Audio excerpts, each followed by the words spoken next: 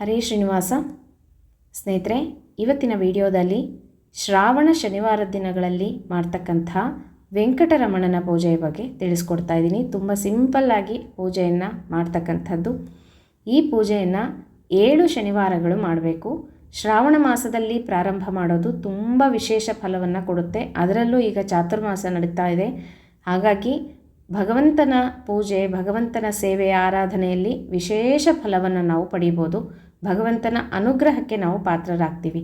ಹಾಗಾಗಿ ಈ ಒಂದು ಶ್ರಾವಣ ಮಾಸದಲ್ಲಿ ಪ್ರತಿದಿನವೂ ವಿಶೇಷವಾದಂಥ ದಿನ, ವಿಶೇಷವಾದ ಹಬ್ಬಗಳು, ಪೂಜೆಗಳನ್ನು ಮಾಡ್ತಾನೆ ಇರ್ತೀವಿ. ಅದರಲ್ಲೂ ಶ್ರಾವಣ ಶುಕ್ರವಾರ, ಶ್ರಾವಣ ಶನಿವಾರ ಅಂತಂದರೆ ವಿಶೇಷವಾದಂಥ ಪೂಜೆ ಎಲ್ಲರ ಮನೆಗಳಲ್ಲೂ ನಡೆಯುತ್ತೆ. ಹಾಗೆ ಶ್ರಾವಣ ಶನಿವಾರದ ದಿನಗಳಲ್ಲಿ ಮಾಡ್ತಕ್ಕಂತಹ ಈ ಪೂಜೆ, ಅದರಲ್ಲೂ ಶುಕ್ಲ ಪಕ್ಷದಲ್ಲಿ ಪ್ರಾರಂಭ ಮಾಡ್ತಕ್ಕಂತಹ ಪೂಜೆ ವಿಶೇಷ ಫಲವನ್ನು ಕೊಡುತ್ತೆ ಸ್ನೇಹಿತರೆ. ಹಾಗಾಗಿ ಈ ಪೂಜೆಯ ಬಗ್ಗೆ ನಿಮಗೆ ತಿಳಿಸ್ತಾ ಇದ್ದೀನಿ. 7 ಶನಿವಾರಗಳು, ಸಪ್ತ ಶನಿವಾರಗಳ ಪೂಜೆ ಅಂತಲೇ ಹೇಳ್ಬೋದು. ವೆಂಕಟರಮಣನ ಪೂಜೆ ಹೇಗೆ ಮಾಡ್ಕೋಬೇಕು ಅಂತ ತಿಳಿಸ್ಕೊಡ್ತೀನಿ. ಹಾಗೆಯೇ ವಿಶೇಷವಾಗಿ ವೆಂಕಟರಮಣನಿಗೆ ತಂಬಿಟ್ಟಿನ ಒಂದು ದೀಪವನ್ನು ಹಚ್ಚಬೇಕು. ತಂಬಿಟ್ಟನ್ನು ಹೇಗೆ ಮಾಡ್ಕೋಬೇಕು, ಹೇಗೆ ದೀಪವನ್ನು ಹಚ್ಚಬೇಕು ಮತ್ತು ಹೇಗೆ ಸಂಕಲ್ಪವನ್ನು ಮಾಡ್ಕೋಬೇಕು ಎಲ್ಲವನ್ನು ತಿಳಿಸ್ತೀನಿ. ಈ ಒಂದು ಪೂಜೆಯನ್ನು ಶ್ರಾವಣ ಮಾಸದಲ್ಲಿ ವಿಶೇಷವಾಗಿ ಮಾಡ್ತಕ್ಕಂಥದ್ದು. ಎಂತಹ ಸಮಸ್ಯೆ ಇದ್ರೂ ಸಹ ಪರಿಹಾರ ಆಗುತ್ತೆ ಸ್ನೇಹಿತರೆ. ಸಂಕಲ್ಪದಲ್ಲಿ ಭಕ್ತಿಯಿಂದ ನೀವು ಭಗವಂತನಲ್ಲಿ ಬೇಡ್ಕೊಂಡು ಈ ಪೂಜೆಯನ್ನು ಪ್ರಾರಂಭ ಮಾಡಿಕೊಳ್ಳ್ರಿ.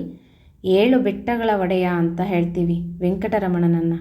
ಹಾಗಾಗಿ ವೆಂಕಟೇಶ್ವರನ ಪೂಜೆಯನ್ನು ಮಾಡೋದ್ರಿಂದ ಮದುವೆ, ಸಂತಾನ ಮತ್ತು ಮನೆ ಕಟ್ಟಲಿಕ್ಕೆ, ಉದ್ಯೋಗ, ಆರೋಗ್ಯ, ಕೋರ್ಟ್ ಸಮಸ್ಯೆಗಳು, ಯಾರಿಗಾದರೂ ಹಣವನ್ನು ಕೊಟ್ಟಿದ್ರೆ ಅದು ತಿರುಗಿ ಬಂದಿಲ್ಲ ನಮಗೆ ವಾಪಸ್ ಅಂತ ಹೇಳೋರು, ಯಾವುದೇ ರೀತಿಯ ಸಮಸ್ಯೆ ಇರಲಿ, ಉದ್ಯೋಗ, ವ್ಯಾಪಾರ ಮತ್ತು ವಿದ್ಯಾಭ್ಯಾಸಕ್ಕಾಗಿ, ಮಕ್ಕಳ ವಿದ್ಯಾಭ್ಯಾಸಕ್ಕಾಗಿ, ಏಳಿಗೆಗಾಗಿ, ಪ್ರತಿಯೊಂದಕ್ಕೂ ಎಂಥದ್ದೇ ಸಮಸ್ಯೆ ಇರಲಿ ಈ ಪೂಜೆ ನಿಮಗೆ ಫಲ ಕೊಡುತ್ತೆ ಸ್ನೇಹಿತರೆ. ಹಾಗಾಗಿ ಎಷ್ಟು ಭಕ್ತಿಯಿಂದ ಮಾಡ್ತೀವಿ ಅನ್ನೋದು ತುಂಬ ಮುಖ್ಯ.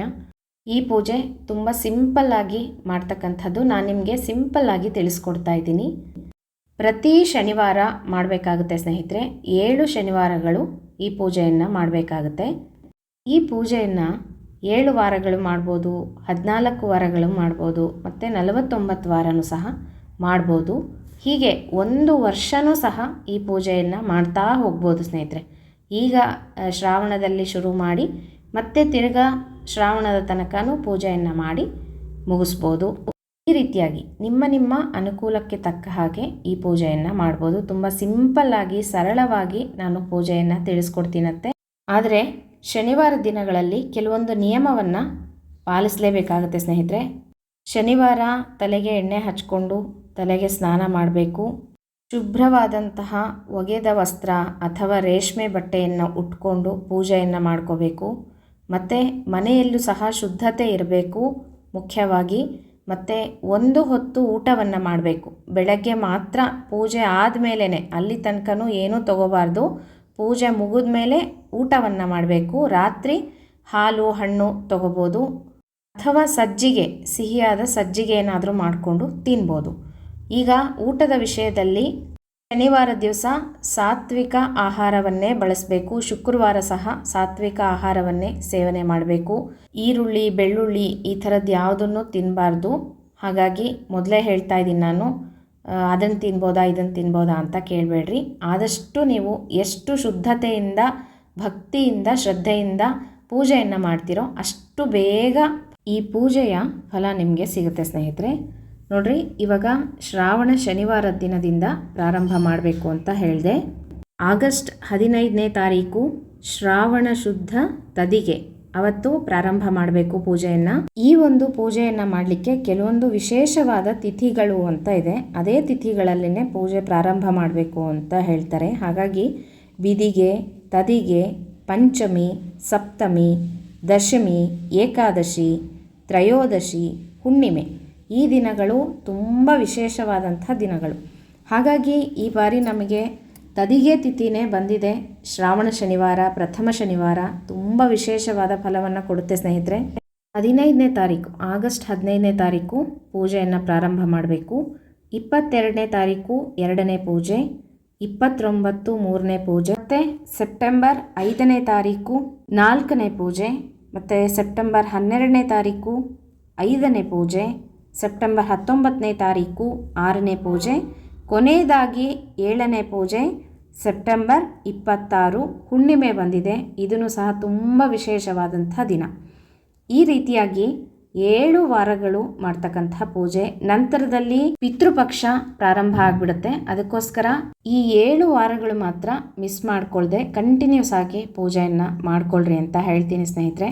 ಅಕಸ್ಮಾತ್ ಒಂದು ವಾರ ಏನಾದರೂ ತಪ್ಪಿತು, ಒಂದು ಶನಿವಾರ ನಮಗೆ ಮಾಡ್ಲಿಕ್ಕೆ ಆಗಿಲ್ಲ ಅಂತಂದರೆ ನೆಕ್ಸ್ಟ್ ಶನಿವಾರಕ್ಕೆ ಈ ಥರದ್ದು ಅಂದರೆ ತಂಬಿಟ್ಟಿನ ದೀಪ ಅಂತ ಏನು ಹೇಳಿದೆ, ಅದೇ ಇದರ ಪೂಜೆಯ ವಿಶೇಷತೆ.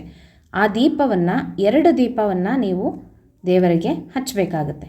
ಹಾಗಾಗಿ ಒಂದು ವಾರ ತಪ್ಪಿದರೆ ನೆಕ್ಸ್ಟ್ ವಾರಕ್ಕೆ 2 ದೀಪವನ್ನು ಹಚ್ಚಬೇಕು. ಆ ರೀತಿಯಾಗಿ ಆದಷ್ಟು ತಪ್ಪದೇ ಇರೋ ಥರ ನೋಡ್ಕೊಳ್ರಿ. ಮತ್ತು ಅಕಸ್ಮಾತ್ ಏನಾದರೂ ತಪ್ಪಿ ಹೋದರೆ ಈ ರೀತಿಯಾಗಿ ಮಾಡ್ಕೋಬೋದು. ಒಟ್ಟಿನಲ್ಲಿ 26ನೇ ತಾರೀಕು ತನಕನೂ ಪ್ರತಿ ಶನಿವಾರನೂ ತಪ್ಪದೇ ಪೂಜೆಯನ್ನು ಮಾಡಿರಿ ಅಂತ ಹೇಳ್ತೀನಿ.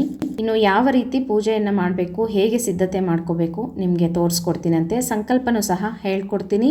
ಹಾಗೆಯೇ ತಂಬಿಟ್ಟನ್ನು ಹೇಗೆ ಮಾಡ್ಕೋಬೇಕು ಇದನ್ನು ತಿಳಿಸ್ಕೊಡ್ತೀನಿ. ಬನ್ನಿ ಸ್ನೇಹಿತರೆ ನೋಡೋಣಂತೆ. ನೋಡಿರಿ, ಈಗ ಮೊದಲು ತಂಬಿಟ್ಟು ಮಾಡಲಿಕ್ಕೆ ಇದು ನಿನ್ನೆ ರಾತ್ರಿ ನಾನು ಅಕ್ಕಿಯನ್ನು ನೆನೆಸಿದ್ದೀನಿ. ಈ ರೀತಿಯಾಗಿ ರಾತ್ರಿ ನೀವು ಮಲಗುವಾಗ ಕೈಕಾಲು ತೊಳ್ಕೊಂಡು, ಊಟ ಮಾಡಿದ ಮೇಲೆ ಕೈಕಾಲನ್ನು ತೊಳ್ಕೊಂಡು ಅಕ್ಕಿಯನ್ನು ನೆನೆಸಿಡ್ರಿ, ಆಯಿತಾ. ಈ ರೀತಿಯಾಗಿ ಒಂದು ಮುಷ್ಟಿ ಆಗಷ್ಟು ನೆನೆಸ್ರಿ ಸಾಕು, ತುಂಬ ಜಾಸ್ತಿ ಬೇಡ. ಒಂದು ತಂಬಿಟ್ಟಿಗೆ ಎಷ್ಟು ಬೇಕಾಗುತ್ತೋ ಅಷ್ಟು. ಈಗ ಅಕ್ಕಿಯೆಲ್ಲ ನೀರೆಲ್ಲ ತೆಕ್ಕೊಂಡಿದ್ದೀನಿ ನಾನು ಬೆಳಗ್ಗೆ. ಇದನ್ನು ಒಂದು ಕಾಟನ್ ಬಟ್ಟೆ ಮೇಲೆ ಈ ರೀತಿಯಾಗಿ ಹಾಕ್ಕೊಂಬಿಡ್ರಿ. ಸ್ವಲ್ಪ ನೀರಿನಂಶ ಹೋಗಬೇಕು. ನಿಮಗೆ ಇಷ್ಟೆಲ್ಲ ಕಷ್ಟ ಆಗುತ್ತೆ, ನಮಗೆ ಅನುಕೂಲ ಆಗಲ್ಲ ಹಾಗೆ ಅಂತ ಹೇಳೋರು ಅಕ್ಕಿ ಹಿಟ್ಟಿನಿಂದಲೂ ಸಹ ಮಾಡ್ಕೋಬೋದು. ನಾನು ನಿಮಗೆ ಹೇಳ್ತೀನಿ ಯಾವ ಥರ ಅಂತ ಹೇಳಿ. ನೋಡಿರಿ, ಈಗ ಒಂದು ಕಾಟನ್ ಬಟ್ಟೆ ಮೇಲೆ ಈಗ ನೆನೆಸಿರೋ ಅಕ್ಕಿ ಎಲ್ಲ ಹಾಕಿದ್ನಲ್ಲ, ಇದೊಂದು ಸ್ವಲ್ಪ ನೀರಿನಂಶ ಹೋಗಲಿ. ನೀವು ಬೇಕಂದರೆ ಒಂದು ಸ್ವಲ್ಪ ಫ್ಯಾನ್ ಗಾಳಿಗೂ ಸಹ ಹಾಕೋಬೋದು, ತುಂಬ ಬೇಗ ಡ್ರೈ ಆಗುತ್ತೆ. ನೋಡಿರಿ, ಈ ಥರ ಆಗಬೇಕು. ತುಂಬ ಒಣಗಬಾರ್ದು, ಸ್ವಲ್ಪ ಹಸಿ ಇರಬೇಕು, ಕೈಗೆ ನೀರು ಹತ್ತಬಾರ್ದು, ಆ ಥರ ಇರಬೇಕು. ಹೀಗಿದ್ದಾಗ ಇದನ್ನು ಮಿಕ್ಸಿಗೆ ಹಾಕ್ಕೊಂಡು ನೈಸಾಗಿ ಪೌಡರ್ ಮಾಡ್ಕೋಬೇಕು. ಅಕ್ಕಿ ಹಿಟ್ಟನ್ನು ಮಾಡ್ಕೋಬೇಕು. ನಂದು ಇದು ಸ್ವಲ್ಪ ಜಾಸ್ತಿ ಆಗಿದೆ, ಇಷ್ಟೊಂದು ಬೇಕಾಗಲ್ಲ ಸ್ನೇಹಿತರೆ. ಒಂದು ತಂಬಿಟ್ಟಿಗೆ ಒಂದು ಮುಷ್ಟಿ ಆಗಷ್ಟು ಅಕ್ಕಿ ಹಾಕಿದ್ರೆ ಸಾಕಾಗುತ್ತೆ. ಅದಕ್ಕೋಸ್ಕರ ಅದು ತಂಬಿಟ್ಟನ್ನು ಏನು ಮಾಡಬೇಕು ಅಂತ ಮುಂದೆ ಹೇಳ್ತೀನಿ ನಿಮಗೆ ನಾನು. ಈಗ ನೋಡಿರಿ, ಮಿಕ್ಸಿಗೆ ಹಾಕ್ತಾಯಿದ್ದೀನಿ. ತುಂಬ ನೈಸಾಗಿ ಹಿಟ್ಟು ಮಾಡ್ಕೋಬೇಕು ನಾವು. ನೀವು ಬೇಕಂದರೆ ಒಂದೇ ಸಲ ಅಕ್ಕಿಯನ್ನು ತೊಳೆದು ಹಾಕಿ ಹಿಟ್ಟನ್ನು ಮಾಡಿ ಇಟ್ಕೋಬೋದು, ಅಥವಾ ಅಕ್ಕಿಯನ್ನು ತೊಳೆದು ಹಾಕಿ ಚೆನ್ನಾಗಿ ಒಣಗಿಸಿ ಅದನ್ನು ಮಿಲ್ಲಿಗೆ ಹಾಕಿಸಿ ಆದರೂ ನೀವು ಇಟ್ಕೊಂಡು ಮಾಡ್ಕೋಬೋದು ಸ್ನೇಹಿತರೆ. ಪ್ರತಿ ವಾರನೂ ಬಳಸ್ಕೊಳ್ಳಿಕ್ಕೂ ಬರುತ್ತೆ, ಹಾಗೂ ಮಾಡ್ಬೋದು. ನೋಡಿರಿ, ಇಷ್ಟು ನೈಸಾಗಿ ಹಿಟ್ಟನ್ನು ಮಾಡ್ಕೊಂಡಿದ್ದೀನಿ. ಇದಕ್ಕೀಗ 1 ಕರಣೆ ಆಗಷ್ಟು ಬೆಲ್ಲವನ್ನು ತುರಿದು ಇಟ್ಕೊಂಡಿದ್ದೀನಿ. ತುರಿದು ಇಟ್ಕೊಂಡ್ರೇ ಚೆನ್ನಾಗಿ ಹಿಟ್ಟಲ್ಲಿ ಕಲಿಯುತ್ತೆ. ಅದಕ್ಕೋಸ್ಕರ ನಾನು 1 ಕರಣೆ ಅಷ್ಟು ಬೆಲ್ಲ ತುರ್ಕೊಂಡು ಇದಕ್ಕೆ ನಾನು ಒಂದು ಸ್ವಲ್ಪ ಅಕ್ಕಿ ಹಿಟ್ಟನ್ನು ಸೇರಿಸ್ತಾ ಇದ್ದೀನಿ. ಮಿಕ್ಸಿಗೆ ಹಾಕ್ಕೊಂಡಲ್ಲ, ಆ ಹಿಟ್ಟನ್ನು ಇದಕ್ಕೆ ಸೇರಿಸ್ಕೊಂಡು ಚೆನ್ನಾಗಿ ಒಂದು ಸಲ ಮಿಕ್ಸ್ ಮಾಡ್ಕೋಬೇಕು. ನೋಡಿರಿ, ಈ ರೀತಿಯಾಗಿ ಚೆನ್ನಾಗಿ ಬೆಲ್ಲ ಮತ್ತು ಅಕ್ಕಿ ಹಿಟ್ಟು ಕಲಿಯೋ ಥರ ಮಿಕ್ಸ್ ಮಾಡಿಕೊಂಡು ಇದಕ್ಕೆ 1 ಚಮಚದಷ್ಟು ತುಪ್ಪವನ್ನು ಹಾಕಬೇಕು. ತುಪ್ಪ ಹಾಕಿ ಚೆನ್ನಾಗಿ ಕಲಿಸ್ಕೊಂಡು ಅದನ್ನು ದೀಪದ ಥರ ಮಾಡ್ಕೋಬೇಕು. ತಂಬಿಟ್ಟಿನ ದೀಪ ಹೆಂಗೆ ಮಾಡ್ತೀವಿ ಅಲ್ವ ನಾವು, ಗೊತ್ತಿರುತ್ತೆ ನಿಮಗೆಲ್ಲನೂ, ಆ ರೀತಿ ಮಾಡ್ಕೋಬೇಕು. ಇದಕ್ಕೆ ಪಾಕ ಮಾಡುವಂಥ ಅವಶ್ಯಕತೆ ಇಲ್ಲ. ಪಾಕ ಏನೂ ಮಾಡಲಿಕ್ಕೆ ಹೋಗಬೇಡ್ರಿ, ಅದು ತುಂಬ ಕಷ್ಟದ ಕೆಲಸ. ಆಮೇಲೆ ಸುಮ್ಮನೆ ಒಲೆ ಮೇಲೆ ಬಿಸಿ ಮಾಡಿ ಅದು ಸುಮ್ಮನೆ ಒಲೆ ಮುಸುರೆ ಇದೆಲ್ಲ ಬೇಡವೇ ಬೇಡ, ತಲೆನೋವು. ಆರಾಮಾಗಿ ನೀವು ಈ ರೀತಿಯಾಗಿ ಮಾಡಿಕೊಡ್ರಿ ಸ್ನೇಹಿತರೆ. ನೋಡಿರಿ, ಎಷ್ಟು ಚೆನ್ನಾಗಿ ಒಂದು ತಂಬಿಟ್ಟಿನ ಥರ ಆಯ್ತಲ್ವಾ. ಇದನ್ನು ಪ್ರಣತಿಯ ಥರ ಮಾಡ್ಕೋಬೇಕು. ನಾವು ದೀಪ ಹಚ್ಚಲಿಕ್ಕೆ ಪ್ರಣತಿ ಹೇಗೆ ಮಾಡ್ತೀವೋ ಅದೇ ಥರನೇ. ನೋಡಿರಿ, ಹೀಗೆ ಮಧ್ಯದಲ್ಲಿ ಸ್ವಲ್ಪ ತೆಗ್ಗು ಮಾಡಿಕೊಂಡು ಹೀಗೆ ಮಾಡಿದ್ರೆ ನಮಗೆ ದೀಪ ಹಚ್ಚಲಿಕ್ಕೆ ಅನುಕೂಲ ಆಗುತ್ತೆ. ನೀವು ಎಳೆಬತ್ತಿ ಆದರೂ ಹಾಕಿ ಹಚ್ಬೋದು, 5 ಎಳೆಬತ್ತಿ ಅಥವಾ ಹೂಬತ್ತಿ 2 ಹಾಕಿನೂ ಸಹ ಹಚ್ಕೋಬೋದು. ತುಪ್ಪದಲ್ಲಿ ನೆನೆಸಿರೋದೇ ಆಗಿರಬೇಕು, ಎಣ್ಣೆಯಲ್ಲಿ ಹಾಕಿ ಹಚ್ಚಬಾರ್ದು. ಈಗ ನೋಡಿರಿ, ಒಂದು ರಂಗೋಲಿಯನ್ನು ಹಾಕ್ಕೊಂಡು ನೀವು ದೇವ್ರ ಕಟ್ಟೆ ಮೇಲೆ ಅಥವಾ ಎಲ್ಲಾದರೂ ಸ್ಥಳ ಇದ್ದರೂ ಸಹ ಮಾಡ್ಕೋಬೋದು. ಚೆನ್ನಾಗಿ ಒರೆಸ್ಕೊಂಡು ರಂಗೋಲಿಯನ್ನು ಹಾಕಿ ಮಣೆಯನ್ನು ಇಟ್ಕೊಂಡು ಫೋಟೋವನ್ನು ಇಟ್ಕೋಬೇಕು. ವೆಂಕಟರಮಣ, ಪದ್ಮಾವತಿ ಫೋಟೋ ಆಗಿರಲಿ, ಮತ್ತು ಶ್ರೀನಿವಾಸ ದೇವರದು ಯಾವ ಫೋಟೋ ಇದ್ರೂ ಪರವಾಗಿಲ್ಲ. ಮನೆಯಲ್ಲಿ ಫೋಟೋ ಒರೆಸ್ಕೊಂಡು ಗಂಧವನ್ನು ಹಚ್ಚಿ ನಂತರ ಈ ರೀತಿ ಮಣೆಯ ಮೇಲೆ ಫೋಟೋವನ್ನು ಇಟ್ಟು ಗೆಜ್ಜೆ ವಸ್ತ್ರ ಏರಿಸಬೇಕು. 16 ಗೆಜ್ಜೆದಾದರೂ ಏರಿಸ್ಬೋದು ಅಥವಾ 24 ಗೆಜ್ಜೆದಾದರೂ ಏರಿಸ್ಬೋದು ಸ್ನೇಹಿತರೆ. ಕೆಂಪು ಹಚ್ಚಿದಂತಹ ಗೆಜ್ಜೆ ವಸ್ತ್ರವನ್ನು ಏರಿಸಿ ಹೂವನ್ನು ಏರಿಸಿ ಮಣೆಯ ಮೇಲೆ ಫೋಟೋ ಇಟ್ಕೋಬೇಕು. ನಂತರ ಮುಂದುಗಡೆ ಒಂದು ಚಿಕ್ಕ ಮಣೆಯನ್ನು ಇಟ್ಕೊಂಡು ಅಥವಾ ದೊಡ್ಡದಾಗಿ ಮಣೆ ಇದ್ದರೆ ತೊಂದರೆ ಇಲ್ಲ, ಅದರ ಮೇಲೆ ಸ್ವಲ್ಪ ಅರಿಶಿನ ಕುಂಕುಮ ಅಕ್ಷತೆಯನ್ನು ಹಾಕಿ ಈ ರೀತಿ ಒಂದು ತಟ್ಟೆಯಲ್ಲಿ ಆ ಒಂದು ಪ್ರಣತಿಯನ್ನು ಇಡಬೇಕು. ತಂಬಿಟ್ಟಿನ ಪ್ರಣತಿಯನ್ನು ಇಟ್ಟು ಅದರೊಳಗೆ ನಾನಿಲ್ಲಿ ಹೂಬತ್ತಿಯನ್ನು ಇಡ್ತಾಯಿದ್ದೀನಿ 2. ನೀವು ಎಳೆ ಬತ್ತಿನಾದರೂ ಇಡ್ಬೋದು, ಹೂಬತ್ತಿನಾದರೂ ಇಡ್ಬೋದು, ನಿಮ್ಮ ಅನುಕೂಲ. ಆಯಿತಾ? ತುಪ್ಪದಲ್ಲೇ ನೆನೆಸಿರಬೇಕು, ನೆನಪಿಟ್ಕೊಳ್ರಿ. ತುಪ್ಪದ ದೀಪನೇ ಆಗಬೇಕು. ನಂತರ ಆ ತಟ್ಟೆಗೆ ಸ್ವಲ್ಪ ಅರಿಶಿನ ಕುಂಕುಮ ಅಕ್ಷತೆಯನ್ನು ಹಾಕಿರಿ. ದೀಪಕ್ಕೆ ಹಚ್ಚಲಿಕ್ಕೆ ಹೋಗಬೇಡ್ರಿ, ಯಾಕಂದರೆ ಅದನ್ನು ಪ್ರಸಾದದ ರೀತಿಯಲ್ಲಿ ಸ್ವೀಕಾರ ಮಾಡಬೇಕು, ಅದಕ್ಕೋಸ್ಕರ. ಈಗ ಮೊದಲನೇದಾಗಿ ಸಂಕಲ್ಪವನ್ನು ಮಾಡಿಬಿಟ್ಟು ಪೂಜೆಯನ್ನು ಪ್ರಾರಂಭ ಮಾಡೋಣಂತೆ.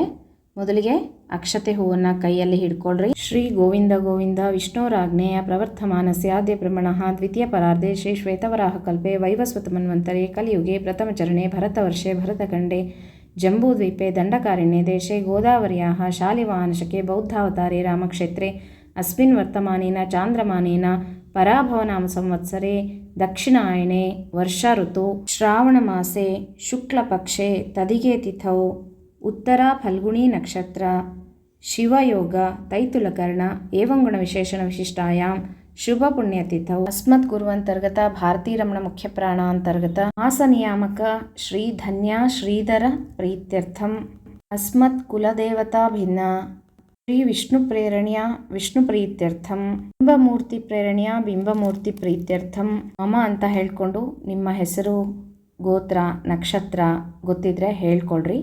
ಮತ್ತು ನಿಮ್ಮ ಮನಸ್ಸಿನಲ್ಲಿ ಇರ್ತಕ್ಕಂಥ ಏನು ಕೋರಿಕೆ ಇದೆ ಅದನ್ನು ಹೇಳ್ಕೊಳ್ರಿ ಭಗವಂತನ ಮುಂದೆ. ಈ ರೀತಿಯ ಒಂದು ಕೆಲಸ ಆಗಬೇಕಾಗಿದೆ, ಅದಕ್ಕೋಸ್ಕರ ಈ ಸಂಕಲ್ಪವನ್ನು ಮಾಡಿ ಈ ಒಂದು ಪೂಜೆಯನ್ನು ಪ್ರಾರಂಭ ಮಾಡ್ತಾ ಇದ್ದೀನಿ ಅಂತ ಹೇಳಿಕೊಂಡು ನಿಮ್ಮ ಒಂದು ಏನು ಕೋರಿಕೆ ಇದೆ ಅದನ್ನು ಭಗವಂತನಿಗೆ ಹೇಳ್ಕೊಳ್ರಿ. ನಂತರ ಶ್ರಾವಣ ಶನಿವಾರ ಪ್ರಯುಕ್ತ ಶ್ರೀ ಪದ್ಮಾವತಿ ಸಹಿತ ವೆಂಕಟರಮಣ ಪೂಜಾಂಚ ಕರಿಷ್ಯೆ ಅಂತ ಹೇಳಿಕೊಂಡು ಅಕ್ಷತೆ ನೀರನ್ನು ಒಂದು ಪಾತ್ರೆಗೆ ಬಿಟ್ಬಿಡ್ರಿ. ನಂತರ ಪ್ರಥಮವಾಗಿ ಗಣಪತಿ ಪೂಜೆಯನ್ನು ಮಾಡ್ಕೋಬೇಕು. ಒಂದು ಅಡಿಕೆ ಬೆಟ್ಟವನ್ನು ಇಟ್ಕೊಂಡು ಅರಿಶಿನ ಕುಂಕುಮ ಅಕ್ಷತೆಯನ್ನು ಏರಿಸಿ ಗೆಜ್ಜೆ ವಸ್ತ್ರ ಹೂವನ್ನು ಏರಿಸಿ ದೀಪ ಧೂಪ ನೈವೇದ್ಯವನ್ನು ಮಾಡಿ ಆರತಿಯನ್ನು ಮಾಡಬೇಕು. ಗಣಪತಿ ಪೂಜೆ ಆದಮೇಲೆ ವೆಂಕಟರಮಣನ ಪೂಜೆಯನ್ನು ಪ್ರಾರಂಭ ಮಾಡ್ಕೋಬೇಕು. ಮತ್ತು ವೆಂಕಟೇಶ ದೇವರ ಸ್ತೋತ್ರ ಯಾವುದಾದ್ರೂ ಬಂದರೆ ನಿಮಗೆ ಹೇಳ್ಕೊಳ್ರಿ. ನಲ್ಲಿ ಭಗವಂತನ ಸ್ತೋತ್ರಗಳನ್ನು ಹೇಳ್ತಾ ಪೂಜೆಯನ್ನು ಮಾಡ್ಕೋಬೇಕು. ದೀಪಗಳನ್ನು ಹಚ್ಚಿಡ್ರಿ, ಧೂಪವನ್ನು ಮಾಡಬೇಕು. ನಂತರ ಒಂದು ತಂಬಿಟ್ಟಿನ ದೀಪ ಏನು ನಾವು ಮಾಡಿರ್ತೀವಲ್ವ ಅದನ್ನು ಹಚ್ಚಬೇಕಾಗತ್ತೆ. ಈ ರೀತಿಯಲ್ಲಿ ಸ್ವಲ್ಪ ದೂರದಲ್ಲಿ ಇಟ್ಕೊಳ್ರಿ. ಗೆಜ್ಜೆ ವಸ್ತ್ರ ಅದು ಏರಿಸಿರ್ತೀರಲ್ವ ಫೋಟೋಕ್ಕೆ, ಹಾಗಾಗಿ ಒಂದು ಸ್ವಲ್ಪ ದೂರದಲ್ಲಿ ದೀಪವನ್ನು ಇಟ್ಟು ಈ ರೀತಿ ಬೆಳಗಿಸ್ಬೇಕು. ಪೂರ್ವ ದಿಕ್ಕಿಗೆ ಅಥವಾ ಉತ್ತರ ದಿಕ್ಕಿಗೆ ದೀಪವನ್ನು ಹಚ್ಬೋದು. ಫೋಟೋನು ಅಷ್ಟೇ ಪೂರ್ವ ದಿಕ್ಕಿಗೆ ಇಡ್ಬೋದು ಅಥವಾ ಉತ್ತರ ದಿಕ್ಕಿಗೆ ಬೆನ್ನು ಮಾಡಿ ಫೋಟೋ ಇಟ್ಟು ನೀವು ಪೂರ್ವಕ್ಕೆ ತಿರುಗಿ ಪೂಜೆಯನ್ನು ಮಾಡ್ಕೋಬೋದು. ಈ ರೀತಿಯಾಗಿ ತುಪ್ಪದ ದೀಪವನ್ನು ಬೆಳಗಿಸಿ ಭಗವಂತನಿಗೆ ಈ ಒಂದು ತಂಬಿಟ್ಟಿನ ದೀಪವನ್ನು ಸಮರ್ಪಣೆಯನ್ನು ಮಾಡಬೇಕು. ಕೃಷ್ಣಾರ್ಪಣ ಅಂತ ಹೇಳಿ ಅಕ್ಷತೆಯನ್ನು ಹಾಕಿ ಕೈ ಮುಗಿದು ನಿಮಗೆ ಬರ್ತಕ್ಕಂಥ ವೆಂಕಟೇಶ ದೇವರ ಸ್ತೋತ್ರಗಳಾಗಿರಲಿ, ವೆಂಕಟೇಶ ಸ್ತವರಾಜ ಜಗನ್ನಾಥದಾಸರು ಬರೆದಿರುವಂಥದ್ದು, ಇದನ್ನು ನಾನು ಹಾಕಿದ್ದೀನಿ ವಿಡಿಯೋ ನೋಡ್ಕೊಳ್ರಿ, ಅದನ್ನಾದರೂ ಹೇಳ್ಕೊಬೋದು. ಸ್ತುತಿರತ್ನಮಾಲ ತುಂಬ ವಿಶೇಷವಾದ ಫಲವನ್ನು ಕೊಡುತ್ತೆ, ಇದನ್ನಾದರೂ ಹೇಳ್ಕೊಬೋದು. ಅಥವಾ ವೆಂಕಟೇಶ ದೇವರ ಸ್ತೋತ್ರ ವೆಂಕಟೇಶೋ ವಾಸುದೇವ ಪ್ರದ್ಯುಮ್ನೋ ಅಮಿತ ವಿಕ್ರಮ ಅದನ್ನಾದರೂ ಹೇಳ್ಕೊಬೋದು, ಯಾವುದನ್ನಾದರೂ ಹೇಳ್ಕೊಬೋದು. ಅಥವಾ ವೆಂಕಟೇಶ ದೇವರ ಅಷ್ಟೋತ್ತರವನ್ನು ಹೇಳಿ ಅರ್ಚನೆಯನ್ನು ಮಾಡ್ಬೋದು. ದೀಪ ಬೆಳಗ್ತಾ ಇರೋ ತನಕನೂ ನೀವು ಭಗವಂತನ ಮುಂದೆ ಕೂತ್ಕೊಂಡು ಎಷ್ಟು ಸ್ತೋತ್ರಗಳು ಆಮೇಲೆ ಯಾವ ಒಂದು ಮಂತ್ರ ಯಾವುದನ್ನಾದರೂ ಹೇಳಿಕೊಂಡು ಭಗವಂತನ ಪ್ರಾರ್ಥನೆಯನ್ನು ಮಾಡ್ತಾ ಭಕ್ತಿಯಿಂದ ಭಗವಂತನ ಆರಾಧನೆಯನ್ನು ಮಾಡ್ಕೋಬೇಕು. ನಂತರ ನೈವೇದ್ಯವನ್ನು ಮಾಡಬೇಕು. ಏನು ನೈವೇದ್ಯ ಮಾಡಬೇಕಂದ್ರೆ ಹಾಲು ಸಕ್ಕರೆಯನ್ನು ಮಾಡ್ಬೋದು ಅಥವಾ ಏನಾದರೂ ಸಿಹಿ ಪಾಯಸವನ್ನು ಮಾಡಿ ದೇವರಿಗೆ ನೈವೇದ್ಯವನ್ನು ಮಾಡ್ಬೋದು. ಈ ರೀತಿ ತಾಂಬೂಲ ದಕ್ಷಿಣೆ ಸಹಿತ ಭಗವಂತನಿಗೆ ನೈವೇದ್ಯವನ್ನು ಅರ್ಪಣೆ ಮಾಡಿ ಮಂಗಳಾರತಿಯನ್ನು ಮಾಡ್ಬೋದು ಅಥವಾ ಆರತಿಯನ್ನು ಮಾಡ್ಬೋದು. ಹೀಗೆ ಪ್ರತಿ ಶನಿವಾರನೂ ಈ ಪೂಜೆಯನ್ನು ಈ ರೀತಿಯಾಗಿ ಮಾಡಬೇಕು ಸ್ನೇಹಿತರೆ. ದೀಪವನ್ನು ಹಚ್ಚಿಟ್ಟಿರ್ತೀರಲ್ವ ಅದನ್ನು ತೆಗೆದುಬಿಟ್ಟು ನೋಡ್ರಿ ಈ ರೀತಿ ಆಗಿರುತ್ತಲ್ಲ ದೀಪ ಎಲ್ಲ ಶಾಂತ ಆದಮೇಲೆ ಅದನ್ನು ನೀವು ಮನೆಯಲ್ಲಿ ಎಷ್ಟು ಜನ ಇದ್ದೀರೋ ಅಷ್ಟೇ ಜನನೇ ಪ್ರಸಾದದ ರೀತಿಯಲ್ಲಿ ಈ ಒಂದು ತಂಬಿಟ್ಟನ್ನು ಸ್ವೀಕಾರ ಮಾಡಬೇಕು. ಬೇರೆ ಯಾರಿಗೂ ಹೊರಗಿನವ್ರಿಗೆ ಕೊಡೋದಲ್ಲ. ನೀವೇ ಮನೆಯಲ್ಲಿ ನಿಮ್ಮ ಯಜಮಾನರು, ಮಕ್ಕಳು, ನೀವು ಮಾತ್ರ ಇದನ್ನು ಸ್ವೀಕಾರವನ್ನು ಮಾಡಬೇಕು. ಪ್ರಸಾದ ಮಾತ್ರ ಬೇರೆ ಎಲ್ಲೆಲ್ಲೋ ಹಾಕಲಿಕ್ಕೆ ಹೋಗಬೇಡ್ರಿ, ಅದನ್ನು ನೀವೇ ತಗೋಬೇಕು, ಆಯಿತಾ? ಮತ್ತು ಮನೆಯಲ್ಲಿ ಬೇರೆ ಯಾರಾದರೂ ಪೂಜೆ ಮಾಡ್ಬೋದಾ ಮುಂದಿನ ವಾರಗಳಲ್ಲಿ ತಪ್ಪಿ ಹೋದರೆ ಅಂತಂದರೆ, ನೀವು ಮನೆಯಲ್ಲಿ ಶುದ್ಧತೆಯನ್ನು ಕಾಪಾಡಿಕೊಂಡು ಇದ್ದರೆ ಆರಾಮಾಗಿ ಬೇರೆಯವರು ನಿಮ್ಮ ಯಜಮಾನರಾಗಿರಲಿ ಮಕ್ಕಳಿಂದಾಗಲಿ ಮಾಡಿಸ್ಬೋದು. ಆದಷ್ಟು ಬ್ರಾಹ್ಮಿ ಮುಹೂರ್ತದಲ್ಲಿ ಪೂಜೆಯನ್ನು ಮಾಡಲಿಕ್ಕೆ ಪ್ರಯತ್ನ ಮಾಡಿರಿ. ಆದರೆ ಒಳ್ಳೆಯದು. ಆಗೋದಿಲ್ಲ ಅಂತ ಹೇಳೋರು ನಂತರದಲ್ಲಿ ನೀವು ಯಾವಾಗಲಾದರೂ ಮಾಡ್ಕೋಬೋದು ಸ್ನೇಹಿತರೆ. ಇದಕ್ಕೇನು ಇಂಥದ್ದೇ ಮುಹೂರ್ತ ಅಂತ ಏನಿಲ್ಲ. ಶ್ರಾವಣ ಶನಿವಾರ ಅವತ್ತು ಶುಭ ಮುಹೂರ್ತ, ಶುಭ ದಿನವೇ. ಹಾಗಾಗಿ ಸಾಧ್ಯವಾದರೆ ಬ್ರಾಹ್ಮಿ ಮುಹೂರ್ತದಲ್ಲಿ ಪೂಜೆಗಳನ್ನು ಮಾಡೋದು ಶ್ರೇಷ್ಠವಾದದ್ದು. ಆಗಿಲ್ಲ ಅಂತಂದರೆ ನೀವು ನಂತರದಲ್ಲೂ ಸಹ ಪೂಜೆಯನ್ನು ಯಾವಾಗಾದರೂ ಮಾಡ್ಕೋಬೋದು. ಆದಷ್ಟು 12 ಗಂಟೆ ಒಳಗೆ ಪೂಜೆಯನ್ನು ಮಾಡ್ಕೊಳ್ಳೋದು ತುಂಬ ಶ್ರೇಷ್ಠವಾದದ್ದು.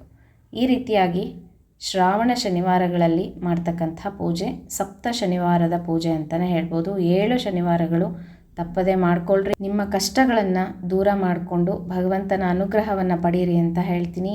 ಯಾವ ಒಂದು ಸಮಸ್ಯೆ ಇದ್ರೂ ಸಹ ಆ ಸಮಸ್ಯೆಯನ್ನು ಹೇಳಿಕೊಂಡು ಈ ಪೂಜೆಯನ್ನು ಪ್ರಾರಂಭ ಮಾಡಿರಿ ಸ್ನೇಹಿತರೆ. ಶ್ರಾವಣ ಶನಿವಾರ ತುಂಬ ವಿಶೇಷವಾದದ್ದು. ಅದರಲ್ಲೂ ಶ್ರೀನಿವಾಸ ದೇವರ ಪೂಜೆ ಭಕ್ತಿಯಿಂದ ಮಾಡಿದ್ರೆ ಆದಷ್ಟು ಬೇಗ ನಿಮಗೆ ಫಲ ಸಿಗುತ್ತೆ. ಇದರಲ್ಲಿ ಏನಾದರೂ ಡೌಟ್ಸ್ ಇದ್ದರೆ ಕಮೆಂಟ್ ಬಾಕ್ಸಲ್ಲಿ ಕೇಳಿ ತಿಳಿಸ್ಕೊಡ್ತೀನಂತೆ. ಮತ್ತು ಮುಂದಿನ ವಿಡಿಯೋ ಒಟ್ಟಿಗೆ ಸಿಗ್ತೀನಂತೆ. ಸ್ತೋತ್ರಗಳದ್ದು ನಾನು ಲಿಂಕನ್ನು ಶೇರ್ ಮಾಡಿರ್ತೀನಿ ಡಿಸ್ಕ್ರಿಪ್ಷನ್ ಬಾಕ್ಸಲ್ಲಿ, ನೋಡ್ಕೊಳ್ರಿ ಸ್ನೇಹಿತರೆ. ಮುಂದಿನ ವಿಡಿಯೋ ಒಟ್ಟಿಗೆ ಸಿಗೋಣಂತೆ. ಹರೇ ಶ್ರೀನಿವಾಸ.